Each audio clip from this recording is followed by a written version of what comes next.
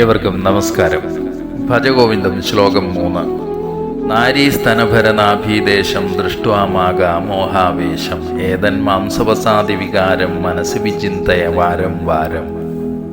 മനുഷ്യർ പാഠങ്ങൾ ഹൃദിസ്ഥമാക്കുന്നത് പ്രധാനമായും 4 മാർഗങ്ങളിലൂടെയാണ്. ആചാര്യാത് പാദം ആദത്തെ, പാദം ശിഷ്യസ്വമേധയാ, പാദം സബ്രഹ്മചാരിഭ്യ, പാദം കാലക്രമേണ. ഒരു വ്യക്തി അറിവ് നേടുന്നത് ആദ്യം ഗുരുവിൽ നിന്നാണ്. ജ്ഞാനചക്ഷുസുകളെ തുറക്കാൻ സഹായിക്കുകയാണ് ഗുരുവിൻ്റെ കർത്തവ്യം. എന്നാൽ ആ അറിവ് കാൽഭാഗം മാത്രമാണ്. സ്വപ്രയത്നത്താൽ, നിരീക്ഷണത്താൽ, സ്വബുദ്ധിയാൽ മറ്റൊരു കാൽഭാഗം അറിവ് നേടുന്നു. നമ്മുടെ സഹപാഠികളുമായി ചേർന്നിരിക്കുമ്പോൾ കാൽഭാഗം അറിവ് നാം അവരിൽ നിന്നും ആർജിക്കുന്നുണ്ട്.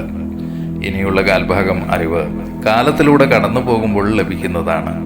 അനുഭവങ്ങളാണ് ആ അറിവ് സമ്മാനിക്കുന്നത്.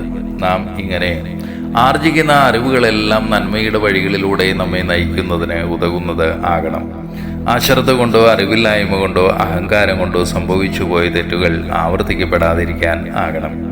അതിന് ആദ്യം അറിയേണ്ടത് തന്നെയാണ്. താൻ ആരാണ് എന്ന അവബോധം ഉണ്ടാകണം. ആത്മാനുഭവത്തെ തേടുന്ന മനുഷ്യനല്ല താൻ. മനുഷ്യാനുഭവത്തിലൂടെ കടന്നു പോകുന്ന ആത്മാവാണ് താൻ എന്നതാണ് ആ അവബോധം. എന്നാൽ എത്ര കണ്ടാലും, എത്ര കേട്ടാലും, എത്ര അനുഭവിച്ചാലും പാഠങ്ങൾ നാം പഠിക്കുന്നില്ല. ശരീരം കൊണ്ട്, മനസ്സുകൊണ്ട്, ബുദ്ധി കൊണ്ട് അഴുക്കുചാലുകൾ തേടിപ്പോകുന്നു.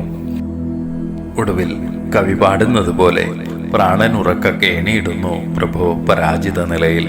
വേദനകൾ മാത്രം കുന്നുകൂടുന്നു. അതിനാൽ ആചാര്യസ്വാമികൾ ആത്മാവബോധത്തെക്കുറിച്ച് ഇവിടെ ഓർമ്മിപ്പിക്കുന്നു. നാം എന്നത് ശരീരമല്ല. ശരീരത്തിന് ശരീരത്തോട് തോന്നുന്ന കാമനകളല്ല നമ്മെ നയിക്കേണ്ടത്. നാഭി, സ്തനം തുടങ്ങിയ ശരീരാവയവങ്ങളിൽ മോഹാവിഷ്ടരാകാതിരിക്കുക.